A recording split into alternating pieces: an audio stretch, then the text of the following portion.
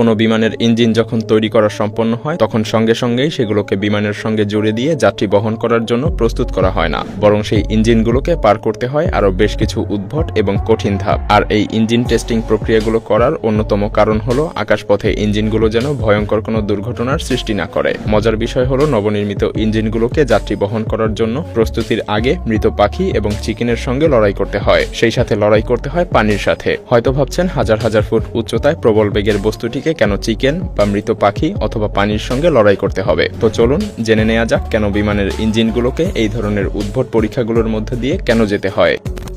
Bird strike test. এই পরীক্ষাটি অনেকের কাছে অস্বাভাবিক মনে হতে পারে, কিন্তু তারপরেও এই পরীক্ষাটি করা অত্যন্ত জরুরি, কারণ আকাশপথে বিমানকে পাখির সাথে লড়াই করে টিকে থাকার সক্ষমতাও অর্জন করতে হয়। আকাশপথে বিমান চলাচলের সময় পাখির ঝাঁক ইঞ্জিনের মধ্যে ঢুকে যাওয়ার কারণে ইঞ্জিন বিকল হয়ে বিমান বিধ্বস্ত হওয়ার ঘটনাও পৃথিবীতে কম ঘটেনি। আর এই ঝুঁকি থেকে রেহাই পেতেই কোম্পানিগুলো উদ্ভট এই পরীক্ষাটি আবিষ্কার করে। পরীক্ষাটি শুরু করা হয় মৃত পাখিগুলোকে ইঞ্জিনের মধ্যে নিক্ষেপ করে। যদিও পরীক্ষাটি চলাকালীন প্লেন মাটিতেই অবস্থান করে, কিন্তু তারপরেও ইঞ্জিনগুলো পূর্ণ শক্তিতে ঘুরতে থাকে এবং এর মধ্যে পাখি ফায়ার করা হয়। পরীক্ষাটি শুধু ইঞ্জিনেই সীমাবদ্ধ থাকে না, উদ্ভট এই পরীক্ষাটি উইন্ডশিল্ডেও করা হয়ে থাকে, কারণ পাখি শুধু ইঞ্জিনেই আঘাত করে না। বিমান দ্রুত গতিতে চলার সময় কোনো পাখি যখন উইন্ডশিল্ডে আঘাত করে তখন সেটা পাথরের আঘাতের সমপর্যায়ে ক্ষতি করতে সক্ষম। আর এমন অবস্থায় উইন্ডশিল্ড যেন পাখির আঘাতে টিকে থাকতে পারে, সেজন্য উইন্ডশিল্ডেও মৃত পাখি এবং চিকেন দ্বারা ফায়ারিং টেস্ট চালানো হয়। তবে বিশাল আকারের কোনো বিমানের ইঞ্জিনে বা উইন্ডশিল্ডে যদি কোনো পাখি আঘাত করে তাহলে সেখানে তেমন কোনো ক্ষতি হয় না, কিন্তু যদি কোনো ছোট বিমান পাখি দ্বারা আঘাতপ্রাপ্ত হয় তাহলে ইঞ্জিন এবং উইন্ডশিল্ড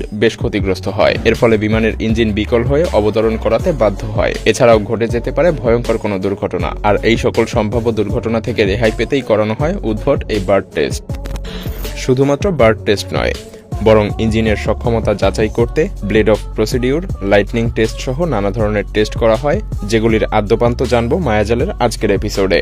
শুধুমাত্র বিমানের ইঞ্জিন নয়, গত কয়েক বছর ধরে আপনি সহ আরও লক্ষ কোটি জ্ঞান পিপাসু মানুষকে সাথে নিয়ে বাংলা ভাষায় প্রতিনিয়ত পৃথিবীর চমকপ্রদ সব তথ্যাবলী এক্সপ্লোর করতে করতে মায়াজাল আজ পরিণত হয়েছে 90 লক্ষেরও বেশি সাবস্ক্রাইবারের এক বিশাল পরিবারে।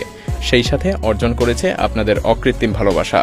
এই ভালোবাসা থেকেই আপনারা অনেকেই মায়াজালের মতো করে ভিডিও তৈরি করে প্রফেশনাল ভিডিও মার্কেটিংয়ের মাধ্যমে নিজের স্মার্ট ক্যারিয়ার গঠন করার ইচ্ছা প্রকাশ করছেন অনেক দিন ধরে।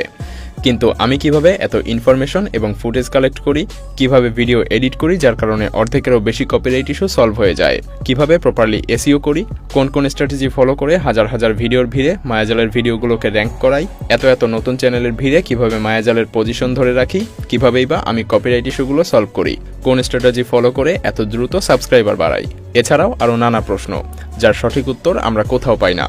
এমন পরিস্থিতিতে অনেক চিন্তাভাবনার পর আমি সিদ্ধান্ত নিয়েছি পবিত্র মাহে রমজানের এই সময়টি এবং রমাদান পরবর্তী 80 দিন আপনাদের মধ্যে থেকে প্রচণ্ড আগ্রহী, পরিশ্রমী এবং ফোকাসড কয়েকজন মানুষকে আমি নিজে হাতে কলমে শেখাবো প্রফেশনাল ভিডিও মার্কেটিং, ইউটিউবিং এবং প্রিমিয়াম ভিডিও এডিটিংয়ের মাধ্যমে ফ্রিল্যান্সিং ক্যারিয়ার ডেভেলপমেন্ট। রেগুলার লার্নিংয়ের সাথে সাথে গত 2 বছর ধরে যেসব পরিবর্তন এসেছে সেগুলো শিখতে হবে খুবই ফোকাসড ওয়েতে। সেই সাথে আপনাদের একজনের সাথে আমি নিজের সব সিক্রেটগুলি শেয়ার করব। আমার হাত ধরেই আপনারা কয়েকজন ভিডিও মার্কেটিং শিখবেন এবং আমার শেখানো সিক্রেটগুলো ব্যবহার করেই সফলতার চূড়ায় পৌঁছাবেন ইনশাআল্লাহ। তবে এর সব কিছুই কয়েকজন যোগ্য ব্যক্তির জন্য। এ ব্যাপারে বিস্তারিত জানতে ডেসক্রিপশন বক্সে এবং প্রথম কমেন্টে থাকা লিঙ্ক ভিজিট করতে পারেন।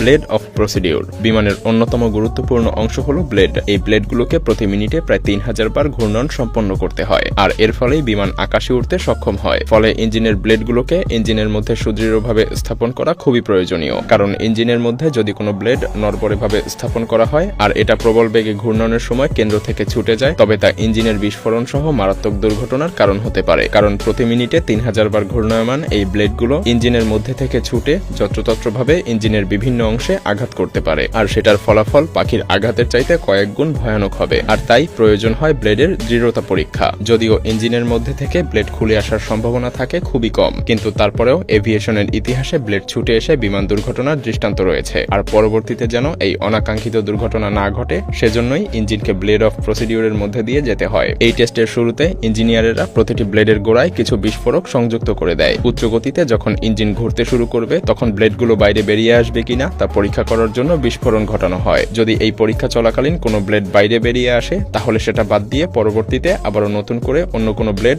সংযুক্ত করে দেয়া হয়।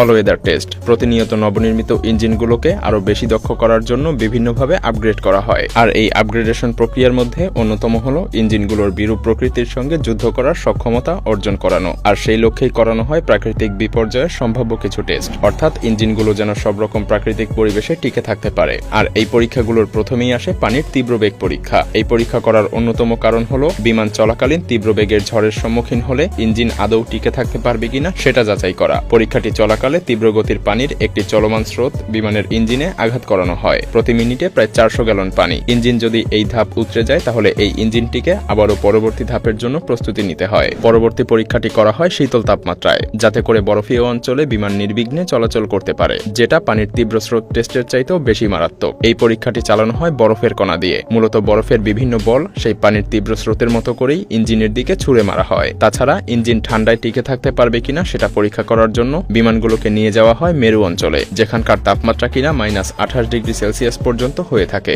শুধু কম তাপমাত্রাতেই নয়, ইঞ্জিনগুলোকে অধিক তাপমাত্রার পরীক্ষাগুলোতেও উত্তীর্ণ হতে হয়, যাতে করে অধিক উচ্চতায় তাপমাত্রা ওঠানামা করার কারণে বিমান চলাচলে কোনো বিঘ্ন না ঘটে। লাইটিং টেস্ট প্রায় সময় আকাশে বিমান চলাচলের সময় বিমানগুলোকে বিভিন্ন ঝড় বৃষ্টি এমনকি বজ্রপাতের সম্মুখীন হতে হয়। কোনো সময় বৃষ্টিপাত বা ঝড় ছাড়াই বিমানগুলোকে বজ্রপাতের সম্মুখীন হতে হয়। আর তাই তো বিমানকে বজ্রপাত প্রতিরোধের বিভিন্ন রকম টেস্টের মধ্যে দিয়ে যেতে হয়। অবাক করা বিষয় হলো প্রতি বছর প্রতিটি বাণিজ্যিক বিমান বছরে একবার হলেও বজ্রপাতের দ্বারা আঘাতপ্রাপ্ত হয়। বিমানে যদি বজ্রপাত প্রতিরোধক ব্যবস্থা না থাকতো তাহলে বজ্রপাতের ফলে যে কোনো বিমান মুহূর্তের মধ্যেই বিধ্বস্ত হওয়াটা স্বাভাবিক একটি ঘটনা হয়ে যেত, যেটা আকাশপথে ভ্রমণকে একেবারে অনিরাপদ করে তুলত। তবে ইঞ্জিনিয়াররা এই ধরনের বিপদ থেকে রক্ষা পেতে বিমানের ওপর কার্বন ফাইবারের মতো অনেক হালকা উপাদান ব্যবহার করে, যা অ্যালুমিনিয়ামের তুলনায় যথেষ্ট বিদ্যুৎ পরিবাহী। এগুলোকে ব্যবহার করা হয় বিমানের এয়ারফ্রেম এবং ইঞ্জিনে। বিমানের বজ্রপাতের বিরুদ্ধে প্রতিরোধের সক্ষমতার টেস্ট করা হয় প্রবল শক্তির ইলেকট্রিক ঝলকানি দিয়ে। আর এই সকল পরীক্ষাগুলোর মধ্যে দিয়ে গিয়ে বিমানগুলো এতটাই নিরাপদ হয়ে যায় যে বিমানের উপর বজ্রপাত হলেও যাত্রীরা সেটা বিন্দুমাত্র অনুভব করতে পারে না।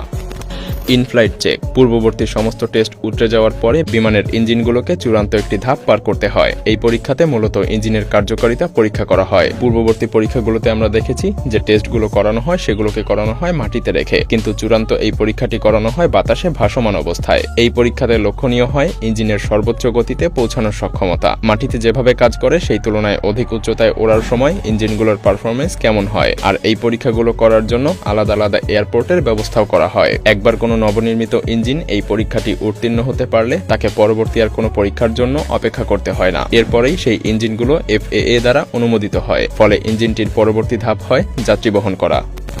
ভিডিওটি ভালো লাগলে শেয়ার করতে পারেন, এবং আপনি যদি এমনই রহস্য, রোমাঞ্চ, আনকমন আর ইন্টারেস্টিং ভিডিও দেখতে পছন্দ করে থাকেন তবে মায়াজাল চ্যানেলটিকে এখনই সাবস্ক্রাইব করুন এবং পাশে রাখা বেল আইকনটি প্রেস করুন। তো দেখা হচ্ছে আগামী এপিসোডে। ততক্ষণ পর্যন্ত ভালো থাকবেন। ধন্যবাদ।